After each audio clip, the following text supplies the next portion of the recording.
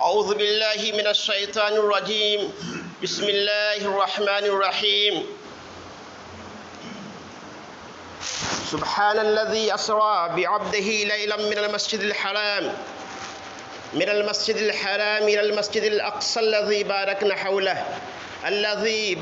حوله لنريه من آياتنا إنه هو السميع البصير.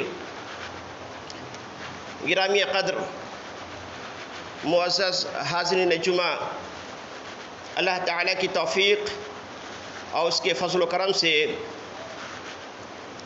آج کے خطبہ جمعہ میں جس عنوان کی مناسبت سے آپ کی خدمت میں چند گزارشات پیش کرنا چاہتا ہوں، وہ ہے کیا نبی کریم صلی اللہ علیہ وسلم نے معراج کی رات اللہ تعالیٰ کو دیکھا؟ لیکن اس سے قبل اسراء اور معراج کے تعلق سے چند اہم اور بنیادی باتیں بتا دینا مناسب سمجھتا ہوں، کیونکہ اس عنوان کا اس سے گہرا ربط اور تعلق ہے۔ اللہ تعالیٰ نے نبی کریم صلی اللہ علیہ وسلم کو متعدد معجزات سے نوازا، ان میں سے اہم معجزہ اسراء اور معراج بھی ہے۔ اس کے دو حصے ہیں۔ پہلا حصہ اسراء کہلاتا ہے، جو مسجد حرام سے مسجد اقصیٰ تک کے سفر کا نام ہے، جس کا ذکر اللہ تعالیٰ نے سورہ بنی اسرائیل سورہ نمبر 17 کی پہلی آیت میں کیا ہے۔ سبحان الذی اسریٰ بعبدہ لیلا من المسجد الحرام الی المسجد الاقصی الذی بارکنا حولہ، پاک ہے وہ اللہ جس نے اپنے بندے کو رات ہی رات مسجد حرام سے مسجد اقصیٰ تک لے گیا، الذی بارکنا حولہ، جس کے ارد گرد ہم نے برکتیں دے رکھی ہے، لنوریہ من آیاتنا، تاکہ ہم اسے اپنی قدرت کے بعض نمونے دکھائیں۔ انہ هو السمیع البصیر، یقیناً اللہ تعالی بہت ہی زیادہ سننے والا اور دیکھنے والا ہے۔ تو میرے محترم، اس آیت کریمہ میں اللہ تعالیٰ نے دو ایسی مساجد کا ذکر کیا ہے جو روئے زمین پر پوری دنیا میں سب سے پہلے اللہ کی عبادت کے لیے تعمیر کی گئی تھی۔ ایک ہے مسجد حرام اور ایک ہے مسجد اقصیٰ۔ یہ دونوں مسجد سب سے پہلے اللہ کی عبادت کے لیے روئے زمین پر بنائی گئی تھی، جیسا کہ صحیحین کی حدیث ہے۔ حضرت ابو ذر نے اللہ کے نبی صلی اللہ علیہ وسلم سے پوچھا کہ یا رسول اللہ صلی اللہ علیہ وسلم، زمین پر اللہ کی عبادت کے لیے سب سے پہلے کون سی مسجد بنائی گئی؟ تو آپ نے فرمایا مسجد حرام۔ حضرت ابو ذر نے پھر پوچھا اس کے بعد کون سی مسجد بنائی گئی؟ آپ نے فرمایا مسجد اقصیٰ۔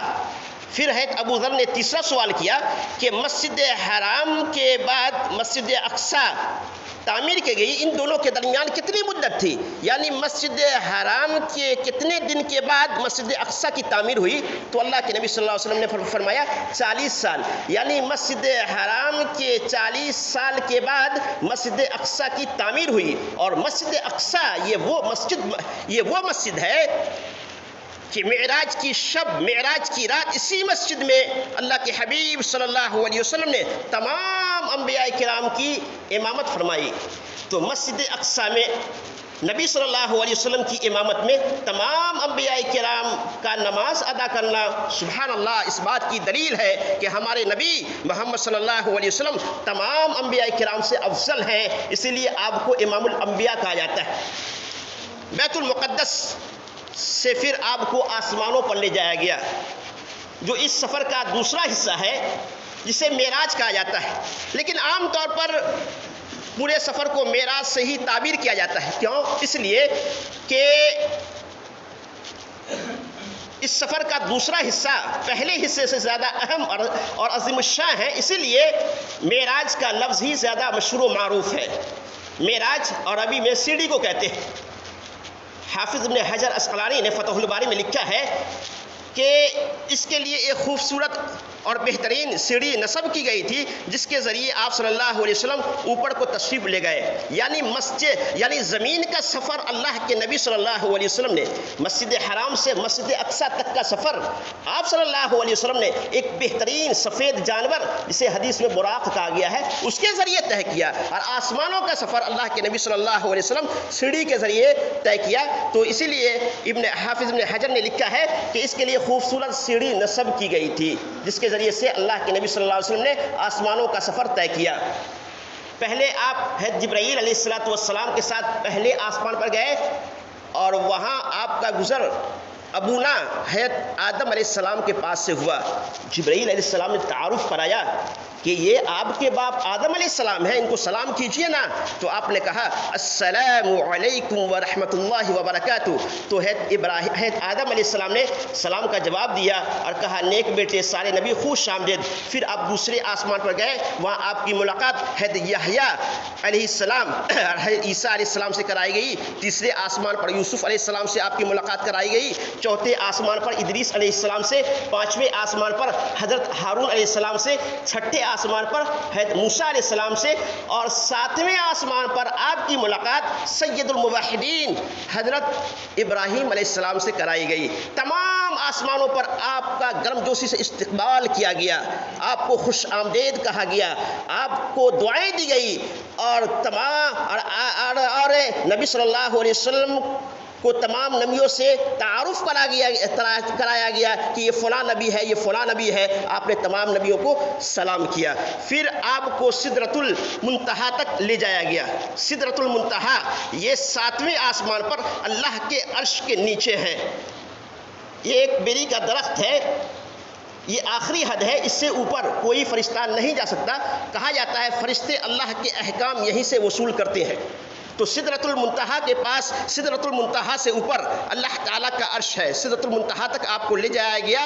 صاحب الرحیق مختوم جو مشہور و معروف سیرت کی کتاب ہے، سیرت کی کتاب لکھا ہے، صاحب الرحیق مختوم لکھتے ہیں کہ پھر رسول اللہ صلی اللہ علیہ وسلم کو اللہ جل جلالہ کے دربار میں پہنچایا گیا اور آپ اللہ کے اتنے قریب ہوئے کہ 2 کمانوں کے برابر یا اس سے بھی کم فاصلہ رہ گیا.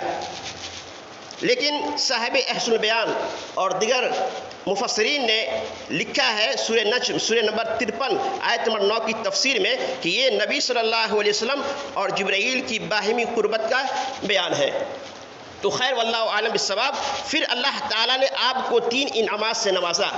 انشاءاللہ آئندہ معراج کی رات کے 3 انعامات کے عنوان سے جب گفتگو ہوگی تو بتایا جائے گا کہ بطور وحی اس موقع سے اللہ تعالیٰ نے آپ کو کیا کیا عطا کیا. اب سوال یہ ہے کہ جب اللہ نے معراج کے موقع سے آپ کو اپنے پاس بلایا تو کیا آپ نے اپنی آنکھ سے اللہ کو دیکھا یا نہیں؟ اسی کے تعلق سے چند گزارشات آپ کی خدمت میں پیش کرنا چاہتا ہوں. سماعت فرمائیں. امت کا اس بات پر اتفاق ہے کہ اللہ تعالیٰ کو دنیا میں اپنی آنکھوں سے کوئی نہیں دیکھ سکتا. اس بارے میں ان کے درمیان کوئی اختلاف نہیں ہے، امت کے درمیان یعنی علماء کے درمیان اس بارے میں کوئی اختلاف نہیں. البتہ صرف اختلاف اللہ کے نبی صلی اللہ علیہ وسلم کے بارے میں پایا جاتا ہے کہ آپ نے اللہ کو دیکھا یا نہیں. بعض لوگ کہتے ہیں آپ نے اللہ کو دیکھا، بعض لوگ کہتے ہیں آپ نے اللہ تعالیٰ کو نہیں دیکھا. اور صحابہ کرام کے درمیان بھی اس مسئلے میں اختلاف تھا. چنانچہ حضرت عائشہ رضی اللہ عنہا، عبداللہ بن مسعود، حضرت ابو ہریرہ یہ اس بات رویت، یہ نفی رویت کے قائل تھے، جبکہ عبداللہ بن عباس رضی اللہ عنہما یہ نفی رویت کے قائل تھے. یعنی حضرت عائشہ رضی اللہ عنہا کہتی ہے کہ اللہ کے نبی صلی اللہ علیہ وسلم نے اللہ تعالیٰ کو نہیں دیکھا. لیکن زیادہ صحیح یہی ہے کہ اللہ کے نبی صلی اللہ علیہ وسلم نے اپنے رب کو نہیں دیکھا. اس کے تعلق سے چند احادیث سماعت فرمائے. پہلی حدیث صحیح بخاری کی ہے کہ حضرت مسروق رضی اللہ عنہ نے ام المؤمنین حضرت عائشہ رضی اللہ عنہا سے پوچھا کہ امی محترمہ کیا اللہ کے نبی صلی اللہ علیہ وسلم نے اللہ تعالیٰ کو دیکھا؟ تو حضرت عائشہ نے کہا کہ تو نے ایسا سوال کیا جس کے سن کر میرے رونگٹے کھڑے ہو گئے. جو شخص تمہیں یہ کہے کہ اللہ کے نبی صلی اللہ علیہ وسلم نے اللہ تعالیٰ کو دیکھا تو یقیناً وہ جھوٹا ہے.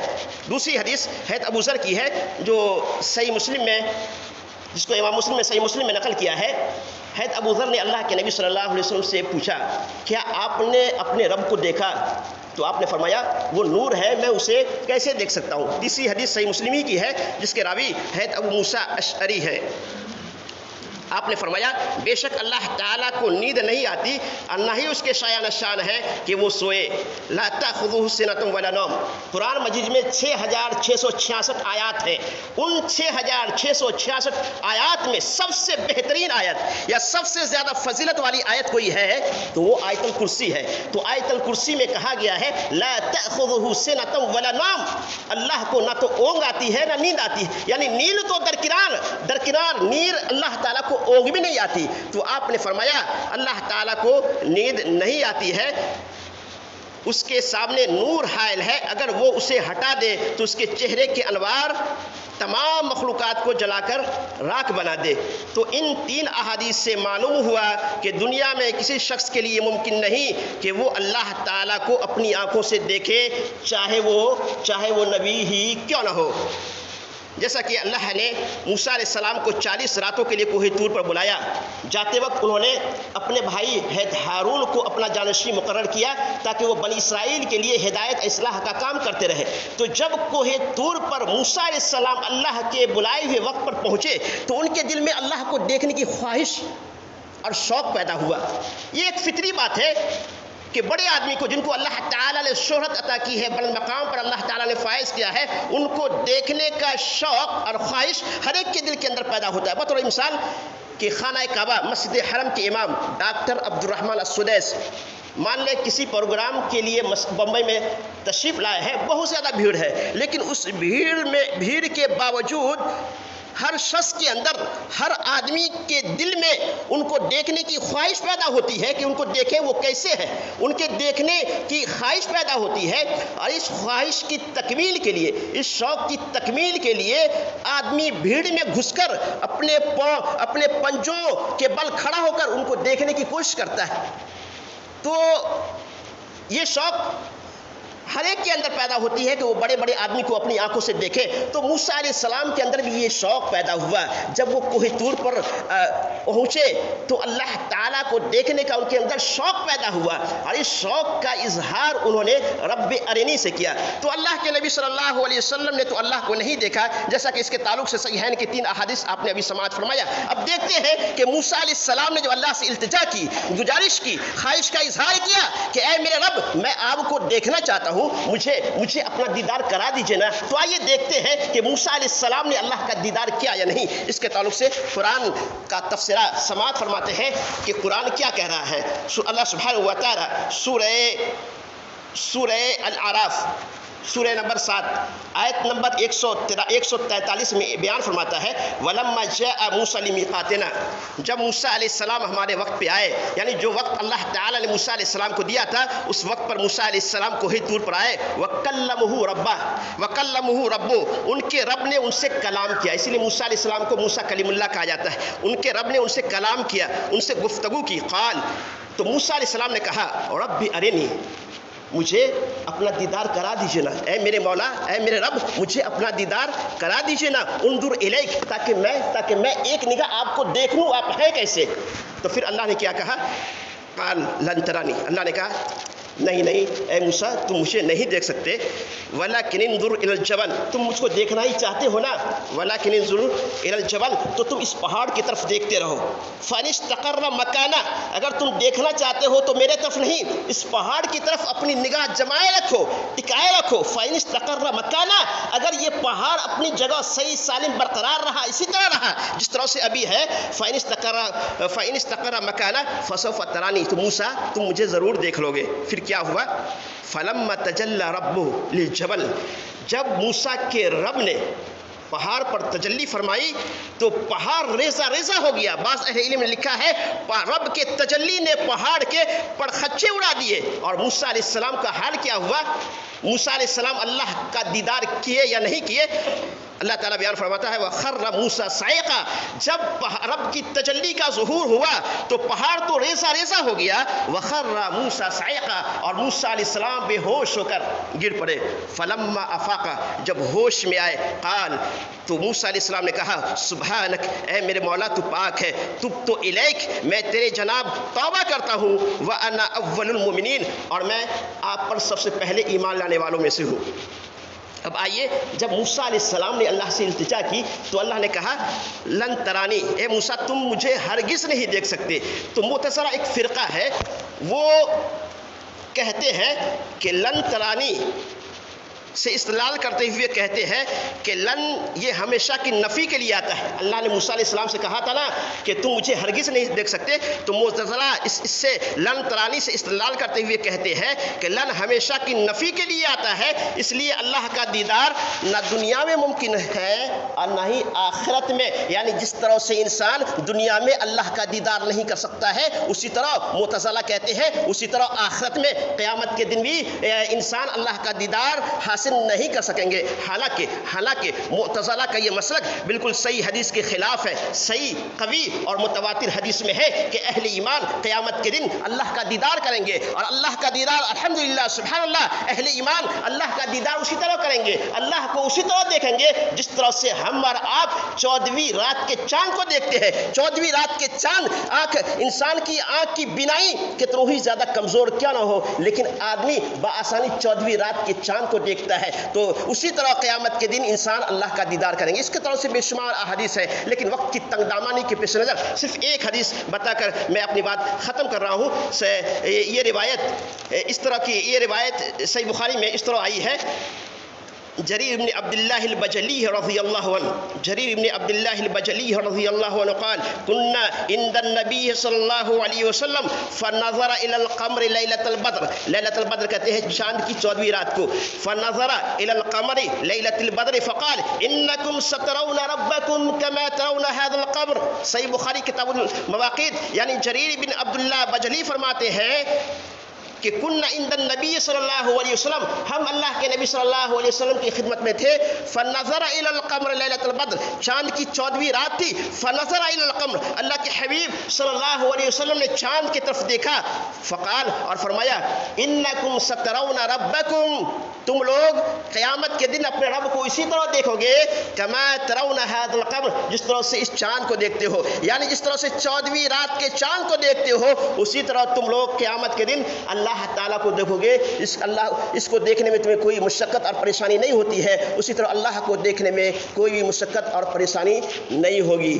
تو دنیا میں کسی آنکھ کے اندر اتنی طاقت و قوت نہیں کہ وہ اللہ کا دیدار کر سکے، اپنی آنکھوں سے اللہ تعالیٰ کو دیکھ سکے. لیکن آخرت میں قیامت کے دن اللہ تعالیٰ انسانی آنکھ میں اتنی طاقت اور قوت عطا فرمائے گا کہ انسان اللہ کا دیدار کر سکے گا، اللہ کے جلوہ اللہ کا دیدار کر سکے گا، اللہ کو دیکھ سکے گا. تو اس کی طاقت اللہ سبحانہ و تعالیٰ ہر انسان، ہر اہل ایمان کی آنکھ میں اس کی طاقت و قوت عطا فرمائے گا. اور یہ بھی جانتے چلے اہم بات کہ قیامت جنت میں، جنت کی سب سے بڑی نعمت، جنت کی سب سے بڑی نعمت اللہ تعالیٰ کا دیدار ہوگا.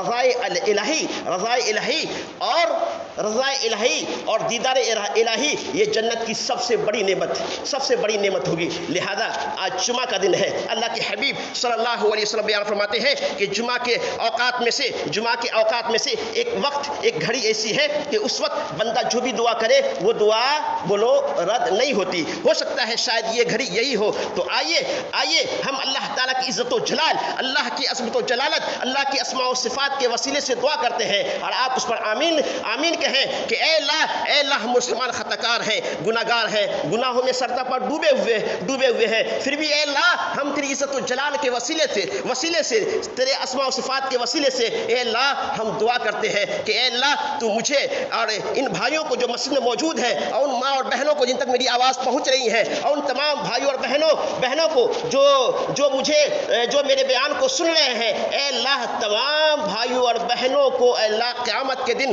تو اپنا دیدار نصیب فرما. کہو آمین. اے اللہ تو تمام بھائیوں کو اپنا دیدار نصیب فرما، جنت الفردوس میں اعلیٰ مقام عطا فرما. اپنے حبیب صلی اللہ علیہ وسلم کی شفاعت نصیب فرما، اسلام پر ثابت قدمی نصیب فرما، تمام ماں اور بہنوں کی عزت کی حفاظت فرما، اسلام کی اپنے دین کی حفاظت فرما، جو اسلام کے جو مسلمانوں کے دشمن ہیں اے اللہ تو اس پر اپنا قہر اپنا عذاب نازل فرما۔ ہمارے ملک ہندوستان کو اے اللہ ہندوستان میں اے اللہ تو امن و شانتی پیدا فرما، جو مظلومین ہیں اے اللہ غیب سے ان پر تو اپنا ان کی تو مدد فرما، اے اللہ جب تک تو ہم مسلمانوں کو زندہ رکھنا چاہتا ہے اسلام پر جب بھی خاتمہ ہو ایمان کی حالت میں خاتمہ ہو، آمین۔ وآخر دعوانا الحمدللہ رب